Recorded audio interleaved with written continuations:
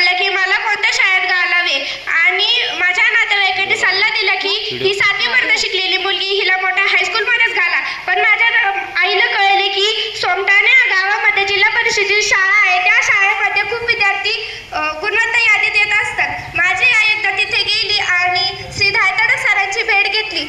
त्यावेळेस सरांनी सांगितले, तुम्ही तिची काही काळजी करू नका, तुम्ही फक्त तिला माझ्या वर्गामध्ये प्रवेश द्या. मी तिची सर्व स्पर्धा परीक्षेची तयारी करून घेतो, तुम्ही कोणत्याही प्रकारची काळजी करू नका असे सांगितले. तेव्हा माझ्या आई वडिलांना थोडी काळजी पडली की मी आजपर्यंत कोणत्याही प्रकारची स्पर्धा परीक्षा दिली नव्हती आणि सरांनी डायरेक्ट सांगितले की 8वीची स्कॉलरशिप NMS परीक्षेला तिला बसून मी तिची पूर्ण तयारी करतो.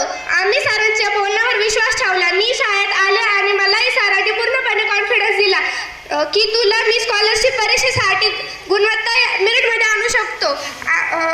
सरांनी 9:30 ते 10:30 पर्यंत जादा तास घेत असत. एखादा मिनिट मला येण्यास उशीर झाला तर सर लगेच माझ्या आई किंवा वडिलांना फोन लावत असे. त्यामुळे मीही शाळेत वेळेवर येत असे आणि दिवसभर भरपूर अभ्यास करत असे. सरांचे शिक्षण कृतीयुक्त आणि सर्व विद्यार्थ्यांना समजेल असे असल्यामुळे मला राष्ट्रीय पातळीवरच्या अत्यंत कठीण असलेल्या ॲडव्हान्स परीक्षेमध्ये 92 गुण मिळाले आणि मी शिष्यवृत्ती धारकाच्या मेरिट लिस्टमध्ये आले.